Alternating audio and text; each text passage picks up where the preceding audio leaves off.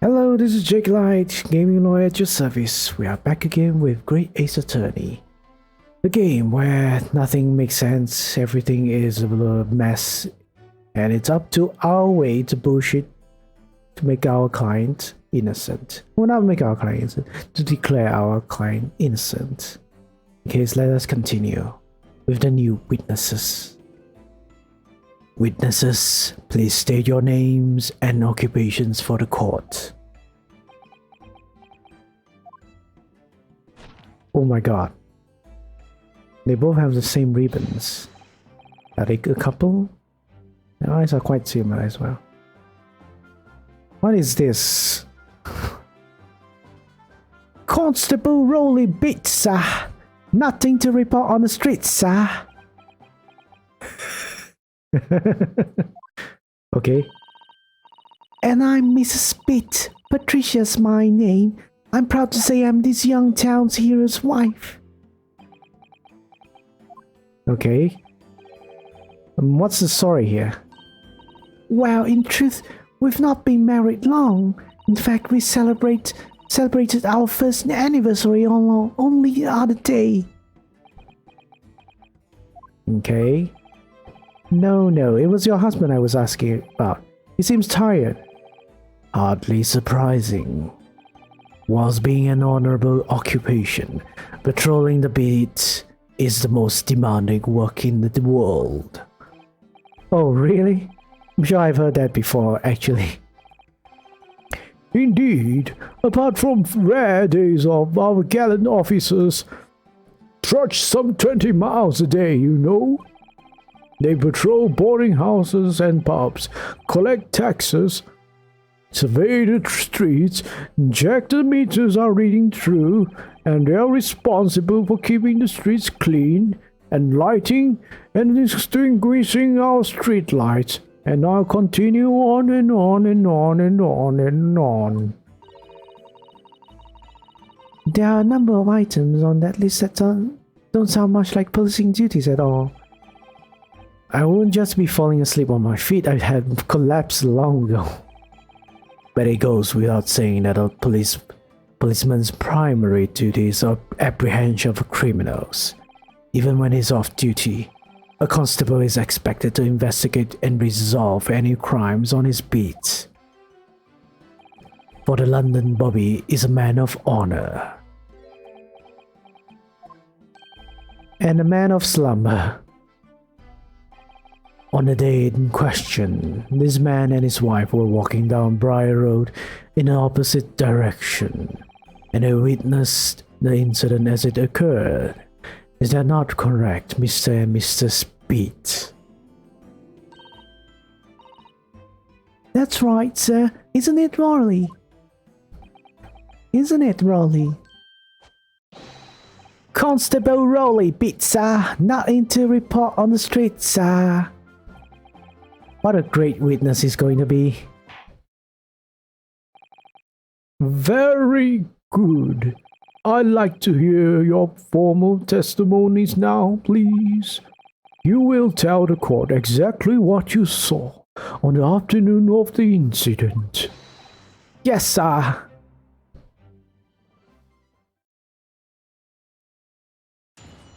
He's eating his helmet's safety harness, I think. What the witnesses saw? It was our wedding anniversary and Rolly was taking me out for a meal. There was no time to change after work. Anyway, two silhouettes appeared out of the fog on the pavement in front of us. All of a sudden, one of them just collapsed on the floor. Then the other scattered something before running off. Ran straight over, of course, and went for help at a nearby police box. It's definitely that Japanese man in the dock. Rolly and I both saw him as clear as day. Well, that was right.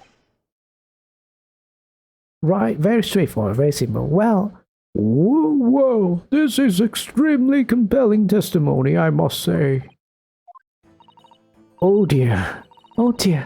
This policeman and his wife are claiming to have positively identified Mr. Natsume at the scene. If their testimony is true, the alternative course of events that you establish in the summation examination will be quashed. It's death knell, in fact, because that alternative was never viable in the first place. What an unfortunate beach chancing. And on your wedding anniversary too. Oh, I know. But I still managed to go out for the evening with my man. I thank the Lord for that. Gosh, the life of a London bobby sounds very hard indeed. Indeed, however, this cross-examination will be over in minutes. I really wished cross-examination finishing in minutes? Not really. You may well have time to rest this afternoon. What do you mean by that? My learned friend, the witnesses saw the face of the man fleeing the scene. They are testifying under oath that it was without doubt the accused, Mr. Suseki Natsume. And one of these witnesses is a policeman, no less, so you appreciate the gravity of the situation, I'm sure. Except that the man's so tired his wife has to do all the talking. Enough preamble. Counsel for the defense, commence the cross-examination, please. Yes, my lord.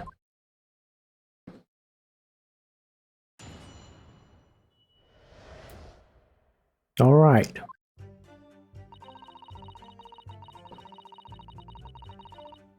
Okay.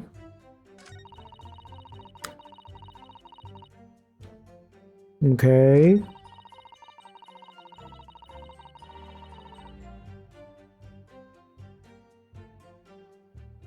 College one of yours.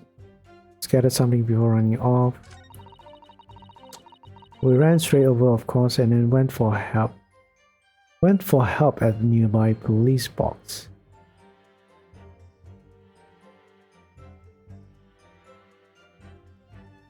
What is this? When's police box? Let me press this. Was it your husband who went to fetch help? No, I went. I may not be a police officer myself, but I'm the proud wife of one, after all. Isn't that right, my darling? Was that his neck breaking? What? Yes, that's right. I asked Mrs. Pitt to go. I was off duty by that point. But Bobby's never truly off duty, of course. So I felt obliged to stay and guard the scene. Very laudable, Mr. Pitt. Preserving the scene of crime as a task of considerable importance. That's why I sent Patricia, you see. I told her where to find the right police box. Forgive me my ignorance, but what do you mean exactly by the right police box? Depends on a crime's location, you see, as to who deals with it. Where the woman was stabbed was actually on my beat. So I told Patricia the way to the police box for the beat the incident fell under so she could go and report it. I ran there as quickly as I could and asked for help from my Bobby on duty. There is nothing more potent than a young couple in love working together, you know. And thanks to your swift response, the case was quickly resolved. The actions of two model citizens. Oh please, you're making us blush, isn't he, darling? Is he being mind controlled or something? Yes, sir. What Patricia said, sir. Let's move on, shall we? Alright, it was definitely not that Japanese man dog. Remember, saw him clearly. Press this. But sure, you wouldn't have been able to see this face by the light of the gas street lamps, would you? Oh, what are you doing? We absolutely could. Us Londoners has exceptional eyesight, I'll have you know. Right. The light from the street lamps was more than enough. My husband already told you that the fog was only light, didn't he? Ah, yes, and what of the fog? We're famous for it across the globe, I believe. But it's an absolute menace to those of us who have to live with it, of course. Oh, it is. When it's thick, you can't even see the hand at the end of your own arm. Yes, alright, I take your point. Now, could you stop shaking your husband about? The constant fog makes our eyes very sharp, you see. That's why we can tell you for sure and certain it was that little Japanese man we saw. Can't we, darling?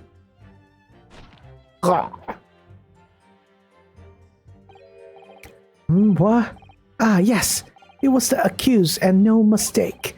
The mustache, the hunchback, the cat-like eyes, that tout mouth, that snub nose, unmistakable, sir. As far as this couple's testimony is concerned, there can't be any question. Was the Seki-san they saw running away from the scene of the crime?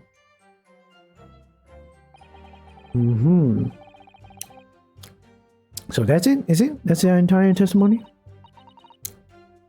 What do you think? What do you think, Mr. Naruhodo? Well, I hate to admit it, but on hearing the testimony, it really does seem as though Mr. and Mrs. Pitt saw what they saw. What they say they saw.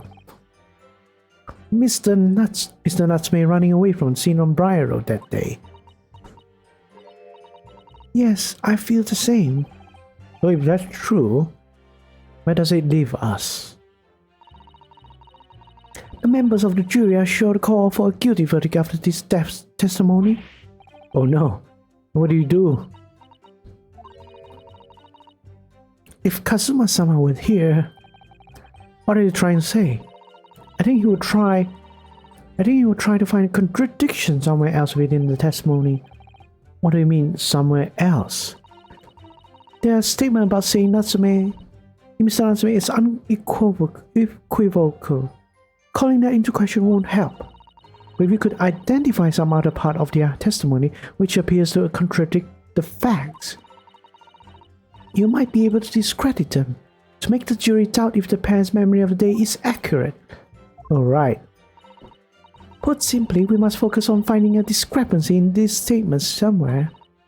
If we don't, I'm afraid the trial may reach an early and favorable conclusion. Ugh, why do I always seem to be so up against it?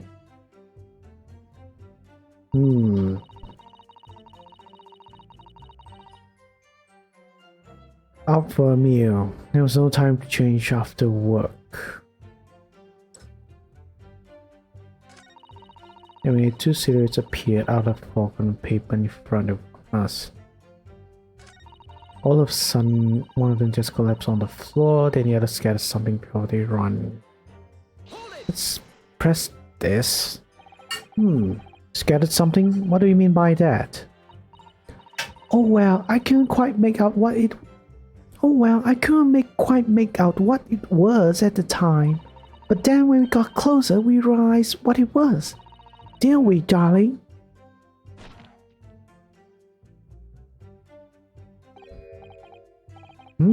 What? Ah, yes, that's right.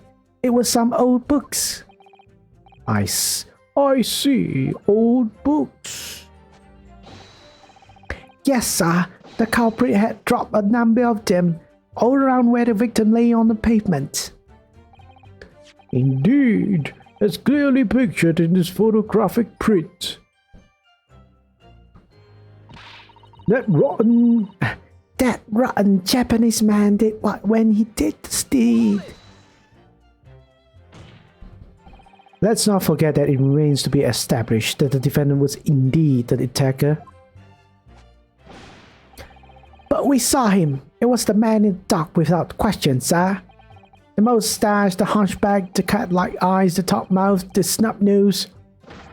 Everything. Any more insults you want to throw in? That's right. He looked down at a poor defenseless woman with those terrifying, intense eyes. And then suddenly threw his books onto the pavement and ran away. I see. This is tough. They seem as though they are telling the truth here. May I remind the court that this unambiguous testimony comes from a policeman and his wife. Now please, continue.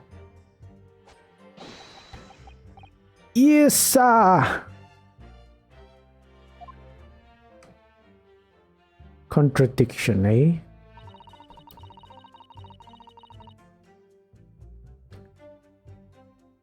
Is it this thing though? Let me just look at the evidence I have.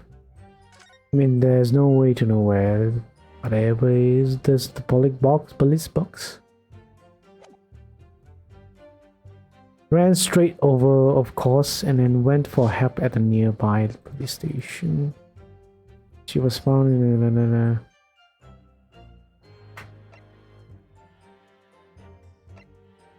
Yeah, I have no idea. Maybe I just... Some of them just collapsed on the floor. Let's press this. Make sure I press everything then before I start presenting anything. 2 silhouettes. That's right. They were coming towards us, walking up Briar Road in the opposite direction. Oh. There was a rather plump figure followed by a scrawny, thin-looking man. That does sound exactly like the victim as pictured in this print and like Mr. Natsume. Yes, unfortunately it does. And you're certain that at the time there was nobody else nearby? Oh yes, quite certain. It was dark, but there are street lights on Briar Road, you see. There was nobody else around at all. Isn't that right, my darling? Ah, my neck. And what? Ah, yes, that's right. Of course there was a light fog on the ground. But Briar Road is dead straight and you could see a fairly long way down the pavement. And then there's the street lighting as well. I didn't see any other pedestrian. Before sleep takes a firm hold, your answer please, Mr. Beat. Are you quite sure of what you just said? Yes, sir. As a couple who spends all day every day keeping a watch on the streets, I swear to it, sir. I'm as sure as my love for Patricia is true. Oh, Pat. Oh, really? Oh my god, get a room. They're still maintaining there was no one else around other than the victim and the attacker. Starting to seem like that must be how it really happened. Beginning to seem like there's nowhere to run. Well, that didn't stop Mr. Natsume, did it? He fled the scene all too convincingly. Thank you. I believe we have a reasonably clear idea of the situation just before the incident now. What happened in the crucial moment that followed? Right. Let me see. Let me press this first one then. No time to change after work, you say? Are you also a member of the police, Mrs. Pitts? Oh no, sadly not. It's a job for a strapping young man only. Women, children, and the elderly can't even apply.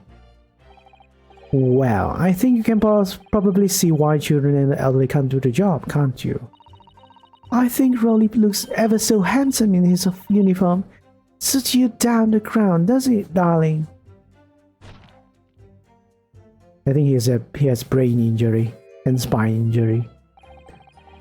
What? I just finished my bit. Pat and I were heading back to the station. I was actually planning on getting changed there. Is he talking in his sleep? This is creepy. Oh no, Rowley, I much prefer you in uniform. Sometimes I don't recognize you when I see you in plain clothes. Oh dear, that doesn't seem healthy. Kindly adhere to the point. You were going for a meal after you had finished your bit for the day, correct? That's right, sir. Yes, although I was fit to drop, to be honest, after spending the whole day on my feet. But policing is my life, sir. As long as I'm the proud owner of this, I'll serve my city and my queen to the end. What's that now? My warrant card, sir, prove that I'm a London copper. It has the noble founding principles of the force written on it as a reminder to all us policemen of our sworn duty to patrol the streets of London town and uphold the peace of the common man. Sir, and for such noble cause, I cover 20 miles every day, every single day, without fail and without grumble. Because I know that the plodding of my boots is all Londoners need to hear to feel safe and secure. So fighting crime doesn't appear to come into it then. But sir, just on that one particular day, I was looking forward to celebrating my wedding anniversary. Mrs. Spade puts up with a lot of being married to a bobby like me. I want to show my dear wife how much I care. Oh, Pat. Oh, Rolly. Patrolly. Oh, sorry. I can't pun now. Patrol. They patrol the streets, so Patricia, Rolly. Oh my god. Oh, what a charming couple. Their young love is such a joy to behold. If a little over the top, perhaps. And then kindly describe what happened next. Okay. Oh yeah, I guess. Yeah, I am supposed to press everything. Mr. Lawyer, sir, can I ask you something? Oh, yes, of course. What is it? Well, you keep asking us all these questions about everything we told you, so it seems like you don't believe our testimony. Is that right, is it? Well, out with it. What? No, it's really not that at all. My husband's a policeman, remember? And I know what I saw. I remember every last detail, everything, like, oh, I know. What about the books the man dropped? I could tell you the names of every single one I could. Every single one. And you dare to question how reliable my testimony is? That will do. No, it won't do at all. That Japanese lawyer has no idea what I'm capable of. Yeah. Even if I decide to forgive him for insulting us, don't think for a minute that Rolly will. I really didn't mean to cause offense. Please put your husband's feet down. But perhaps you would like the opportunity to supplement your testimony, Mrs. Pitt. Might that appease you? Oh, thank you, my lord. That would settle things nicely. Wouldn't it, darling? All right. 4 books. 4 books. Are you certain it's 4 books? I can see. Present. So you're saying that there were 4 books? That's right. I remember all of them. The picture of Monsieur somebody. What's it, earrings? A meal for someone and a thingamay something. Alright. Let's look at the receipts. Very, very wrong.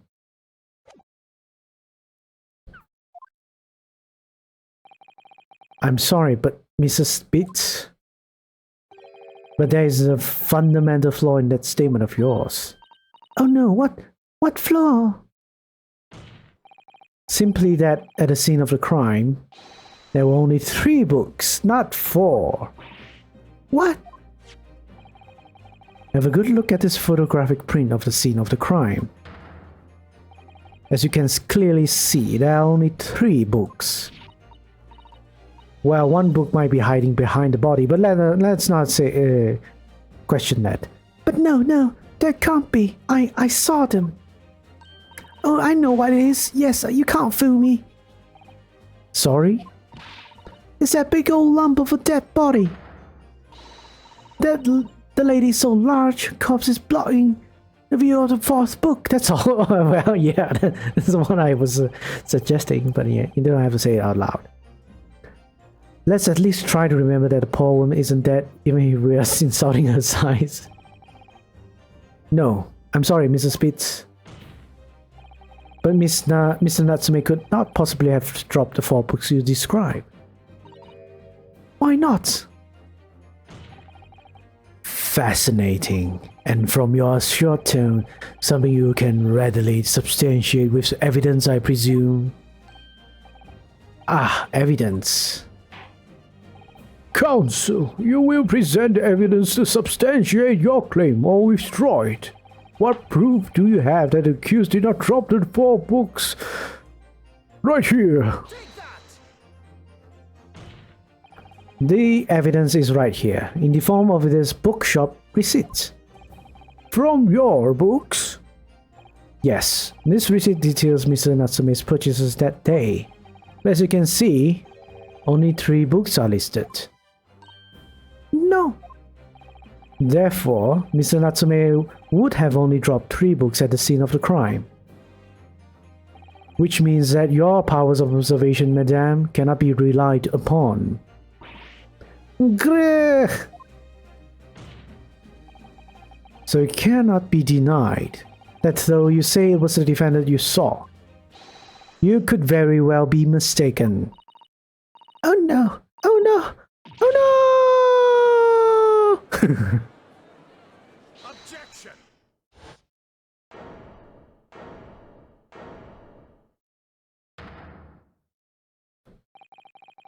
It's plainly evident that it is your powers of deduction that cannot be relied upon, my learned Nipponese friend. What? Nani? What cannot be denied is that these 2 witnesses saw the accused running from the scene. A fact that you know very well you have no hope of disproving. Ah!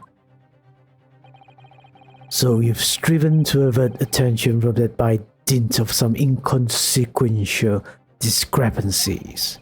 Would that be fair? Ugh, he sees right through me. But your plan has somewhat recoiled against you. What are you talking about?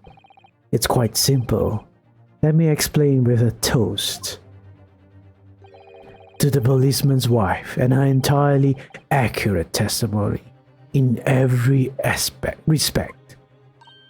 Oh, you see, the matter is not for debate, up for debate. At the scene of Briar Road, a total of 4 books were most definitely found. But what about the photographic print? It only shows 3 books. Quite right. Only 3 can be seen in that print. That print? You mean to say? Allow me to present another one that shows the victim's hand. A book, and it's burnt. The Lion's Pride. Oh, nice. I don't believe it. It's the 4th book. As you will observe, the 4th book was hidden from view in the original print by the victim's torso. No. No! Well, you're the dumb one, Van Zix. You're the dumb one. I have a trump card on my sleeves, and you're gonna get owned. Anyways, order.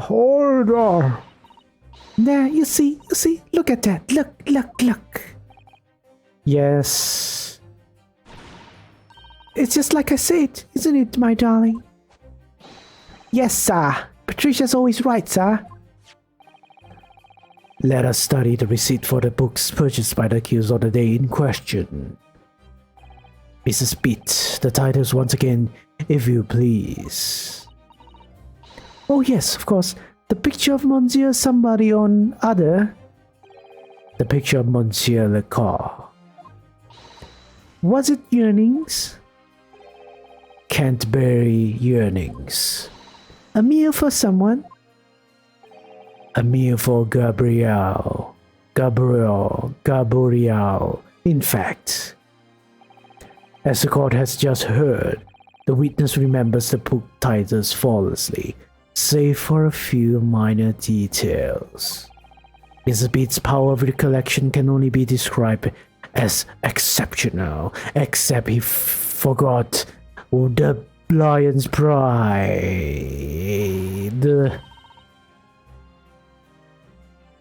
Alright, we are out of time, unfortunately, so that's it for today. Thank you so much for watching. Hope you enjoyed this episode. We will continue in the next one. And we're gonna grill these witnesses. Probably, hopefully, I want to grill them. For reasons. In any case, take care, stay hopeful, but be critical, right? Bye-bye.